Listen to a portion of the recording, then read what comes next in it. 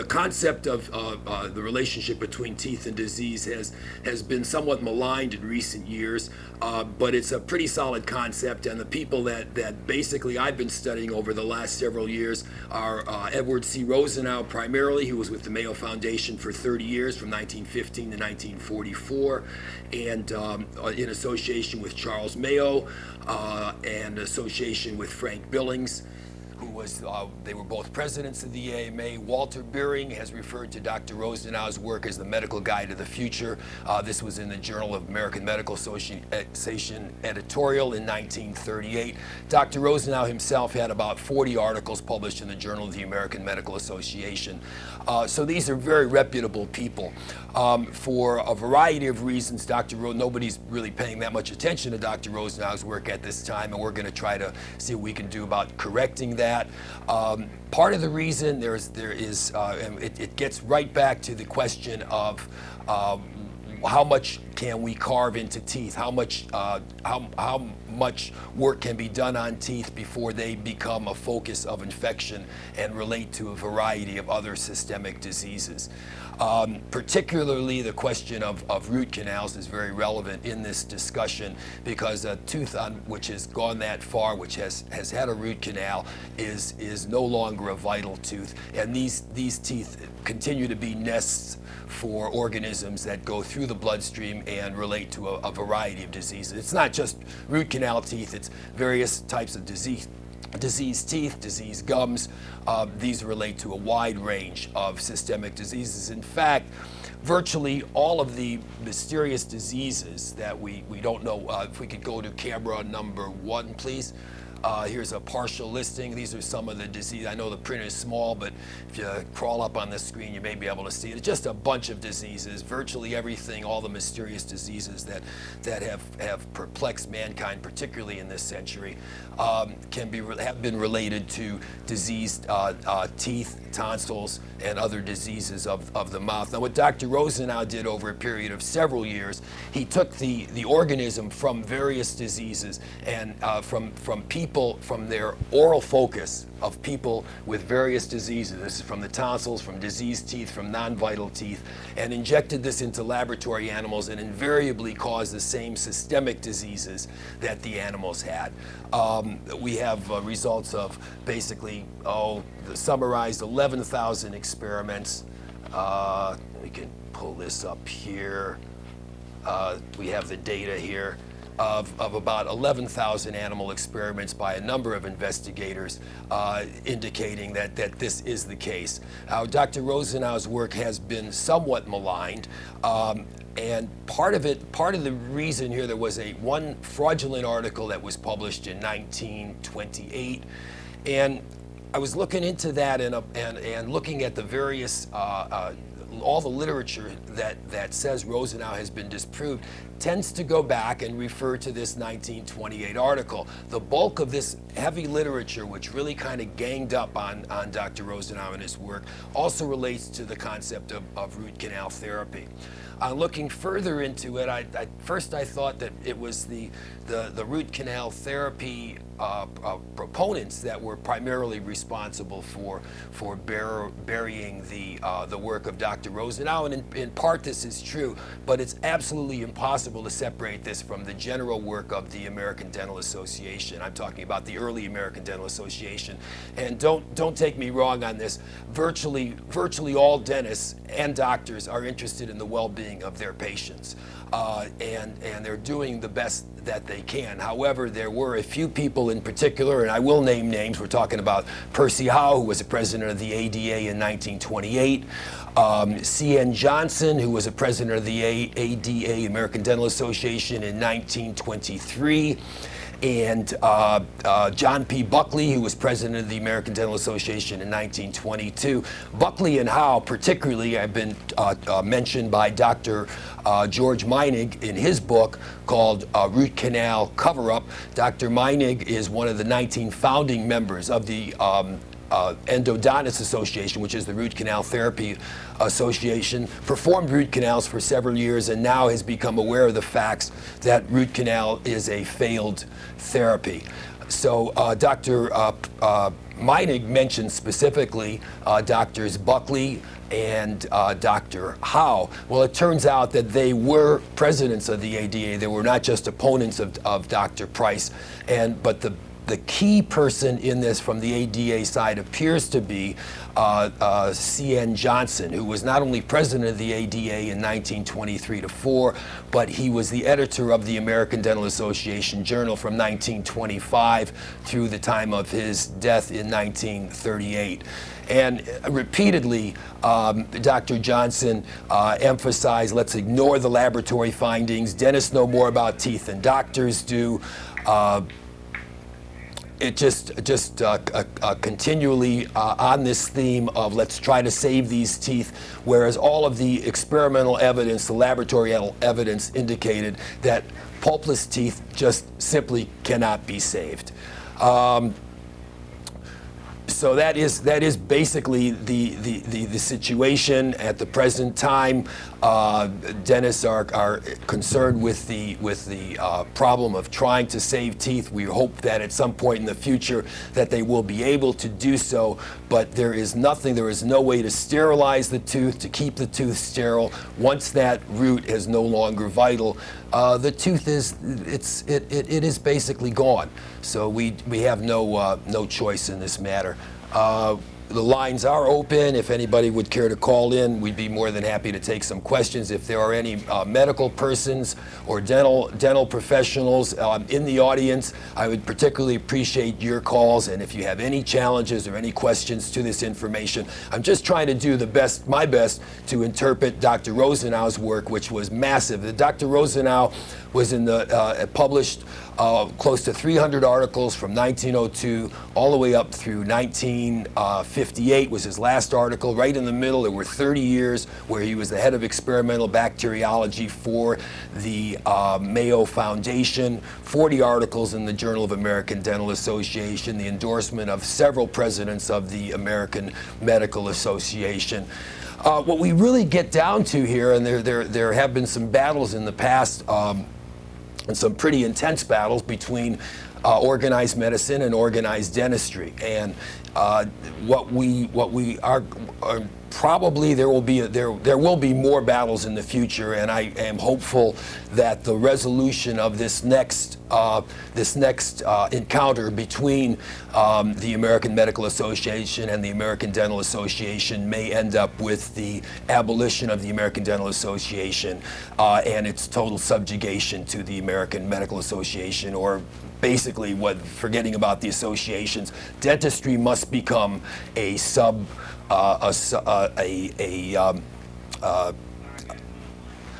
dentistry must come under the aegis of medicine. I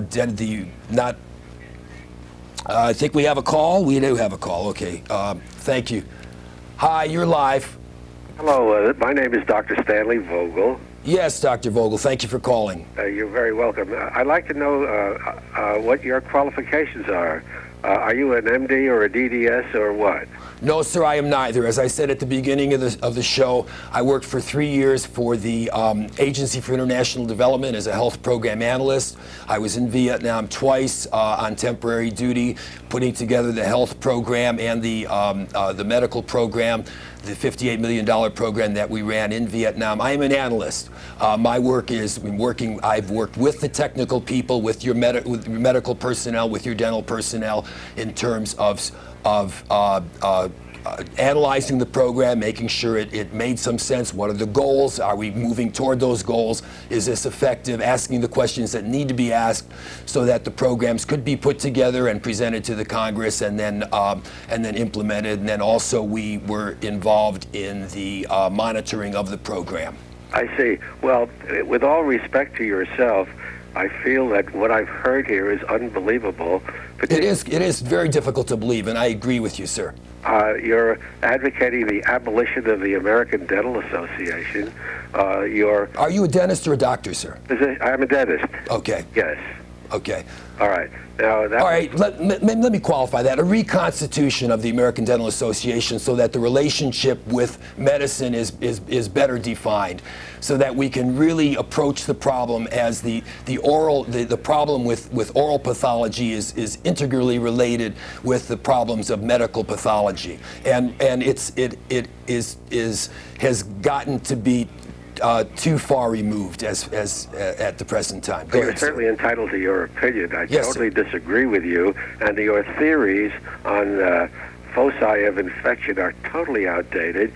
Also, your knowledge about sterilization of root canals and using any possible antigenic materials obtained from previously sterilized root canals is way out of date. Okay, let's talk the first point, sir. We want to take one point at a time? I feel that you're totally uninformed, and I suggest that you become further informed. Okay. And so you know what you're talking about. All right, sir. I've spent about 10 years studying this, number one, so that maybe my information is incorrect, but the information that I'm presenting you is basically the information that was developed by Charles Mayo, Frank Billings, and Edward Rosenow. People with that.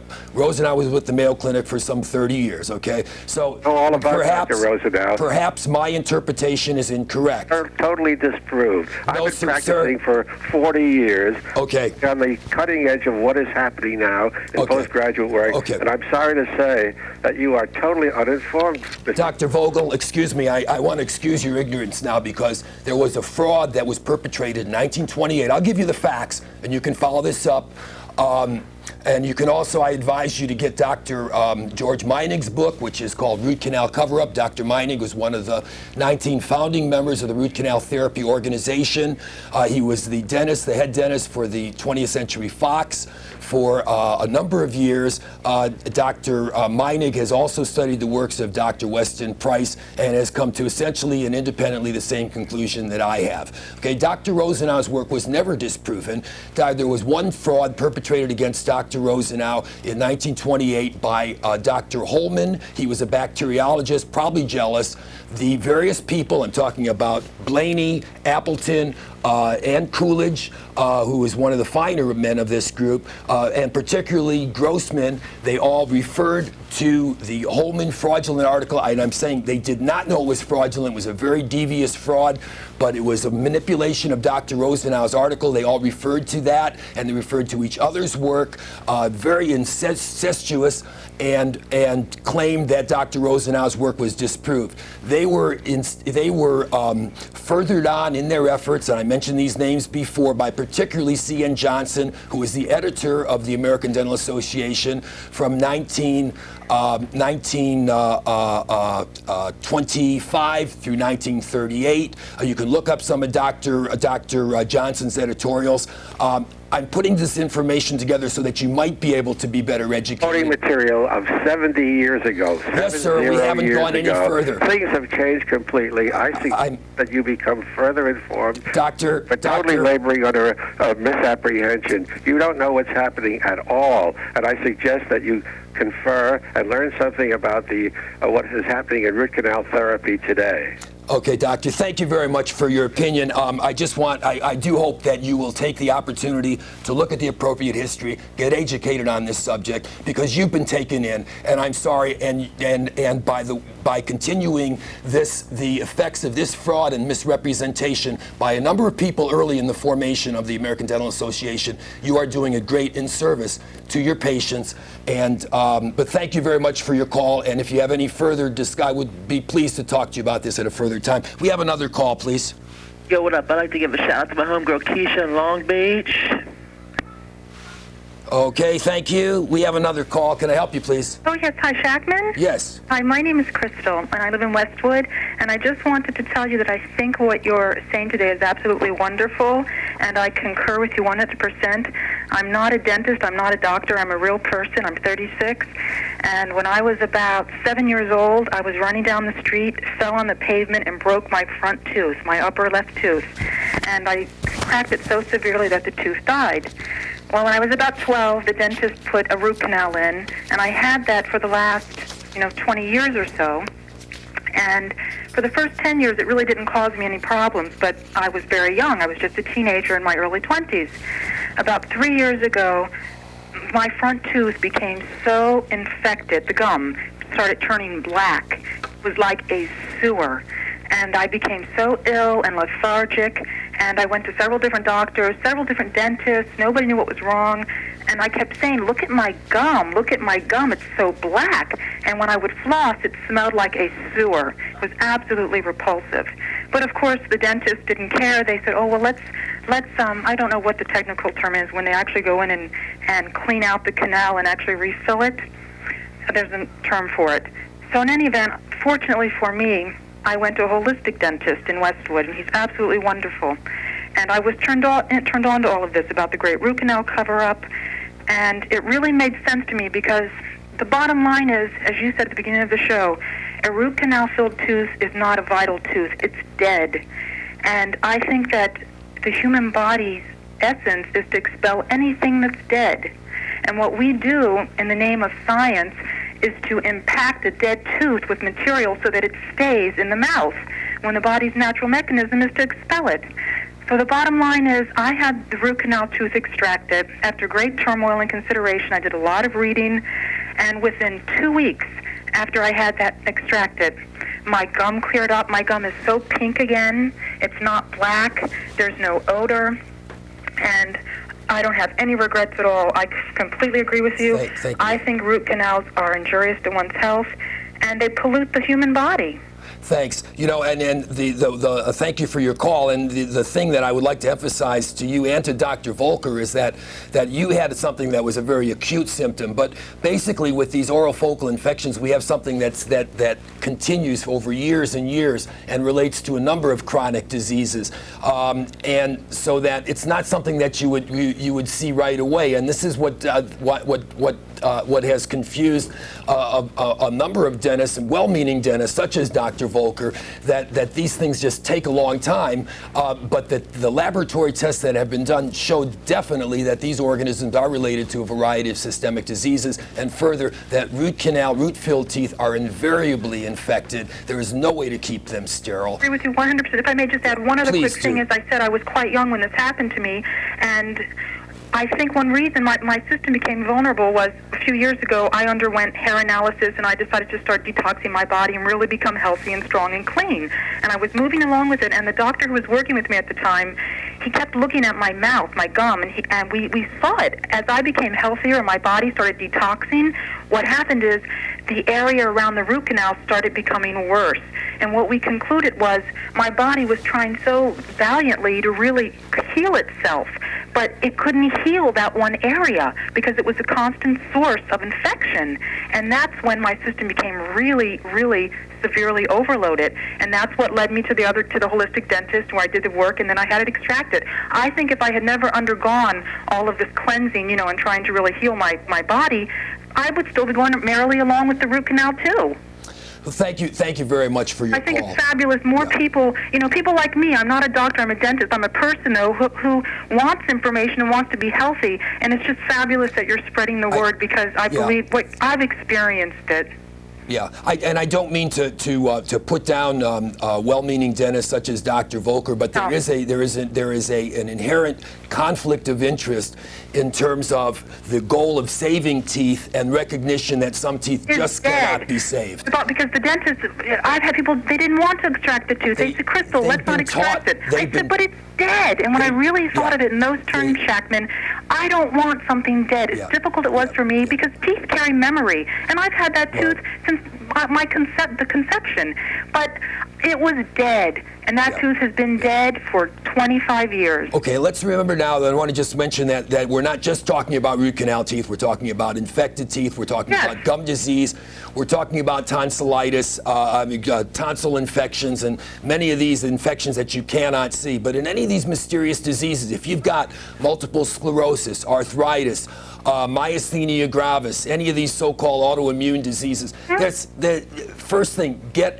Find a dentist or an oral pathologist or someone that will take a really good look at your mouth, a medical man to take a good look at your mouth, at your tonsils, even if they're small. Make sure that there's nothing in them, that there's no hidden infection, because but this has been proven that most of these diseases, they don't come from God. They don't come, excuse me, I don't mean to put down No, God I or anything, understand. but there is and a the thing mechanical is, you also cause. indicated, which I think is a very wise and salient point, is the mouth, the teeth, it's all related to the human body. But typically in this society, we view it as the head, which is from the neck up, and from the neck down. But it's not. It's all interrelated.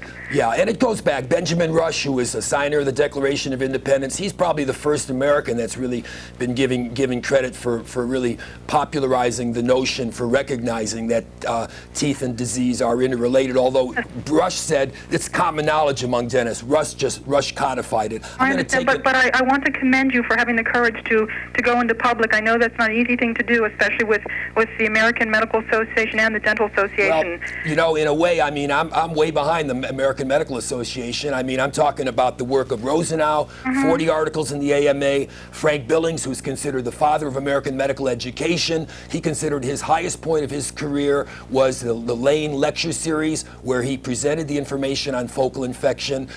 Billings is no slacker. Charles Mayo wrote several articles on the concept and demonstrated this himself. Walter Beering, president of the AMA in 1934, wrote in the Journal of American Medical Association that at some point Rosenau's, quote, heresy will become the medical guide of the future, and we're going to try to speed that day along. If I could recommend to all the listeners 2 books that are, if they have any questions or any doubts or considerations, and these are for the doctors and anyone listening to the show. 2 wonderful books anyone should and can read: Nutrition and Physical Degeneration by Weston Price. Yes. And also The Great Root Canal Cover-Up by Dr. Mining, which you mentioned earlier. Okay, and then they can do the research on their own. All right, both of these books are available through the Price Pottinger Foundation, by the way, and I can give out their number briefly. It's 1-800-FOODS, FOODS, the digit 4 and the U. Foods for you. I've got to take another call. Thanks much for calling. Take care. Right, you too. Bye-bye. Hi, you're on the air. We've just got a few more minutes. Can I help you, please? My name is Debbie Geispers, Hi, Debbie. and I have a horrible disease, multiple sclerosis. Yes. And I have not been able to see my dentist for a long time. I've been in a terrible attack for over 5 years. I can't get up. I can't walk. Anything. Yeah. Dr. Rosenow did quite a bit of work on the relationship between teeth and multiple sclerosis. And let me just take a little aside here. There is general recognition in the medical community that there is some kind of correlation between teeth and optic neuritis. What does that mean? Optic neuritis? Nerve disease of the eye. Have you had any problems seeing when you were coming down with your multiple sclerosis? I have to wear a thing for astigmatism. Okay, it may not relate, but what I'm saying is that there is a general. Okay, I've got 3 minutes left here. There's a general consensus that there is a relationship between teeth and optic neuritis. There's also a general consensus there's a relationship between optic neuritis and multiple sclerosis. 1 + 1 = 2. There is a connection between teeth and and multiple sclerosis. Dr. Rosenow particularly had a great deal of information on this in 1948. He published, if you contact me through my email or... I can't do that. I don't have the machine. Okay, I've got a P.O. box coming up after. I'll get you the references on that. It was 1948. Let me see if I can find it as I'm taking another call here. And it was an article that Dr. Rosenow wrote several articles on the subject of multiple sclerosis, but the one that specifically bacteriologic studies of multiple sclerosis, and he gives the references there of the other articles. It's the Annals of Allergy, ANN.Allergy, Volume 6, page 271 to 292, May to June of 1948. It's ANN.Allergy, 1948, May to June, and you'll see some of the detailed work that Dr. Rosenow did on multiple sclerosis. Sir, one thing that I have to tell you Please. is that I used to eat popcorn an awful lot, and I used to chew the kernels that weren't pops, and I think that started to destroy my rear teeth. Yeah, that does break teeth. I was cautioned against that by a dentist of mine that watch out for popcorn. It's very dangerous. It's not because it's so hard. It's just all of a sudden you'll crack your tooth. So, but get those teeth checked out. If you need some recommendations, call Price Pottinger Foundation, and they will give you some recommendations for some dentists that are aware of these relationships, and try to get everything that you possibly can cleaned out from your mouth and from your oral focus. Okay, we're just about out of time. I got about 30 seconds. I'm sorry, bye. Okay, was there anything else, darling? I could suffer, my condition. Yeah, that's the main thing is to see what you can do about clearing that up, and hopefully you can stop these processes. There are also some doctors that I've spoken to. There's Dr. Chris Husser in Reno, Nevada, who is attempting to put together some of these vaccines that Dr. Rosenow had utilized, and we'll try to report on that as it's possible. And again, if you could take the information down, try to get my phone number and or call the Century Cable. Because I can't even write. Okay. See, if you call Century Cable, if you don't get the information down here, call them and get the information on how to contact me, and I'll try to give you every information that I can. But remember, Foods for You, 1-800-FOODS-FOR-YOU. Price Pottinger will give you some information. We're running out of time, but we're going to keep on going until we get cut off. She says wrap it up. So did you have anything else? I don't think I've got another call, or else I would try to take it. Well, there is one thing. Please. Like I said, I destroyed my teeth because I chewed popcorn kernels. Yes. And so they disintegrated because my doctor drilled off my tooth and left just the root canal. Oh, yeah. What am I saying? Left and just left the tooth drilled to the flap. You want to get that cleaned out as soon as you can. From everything that I've read, I'm not a doctor. I'm interpreting Dr. Rosenau's work, Dr. Price's work as best I can, Dr. Billings, Dr. Mayo. Try to get that cleaned out as soon as you can. Okay, and you can get some references on where to go through the Price Pottinger Foundation, or contact me.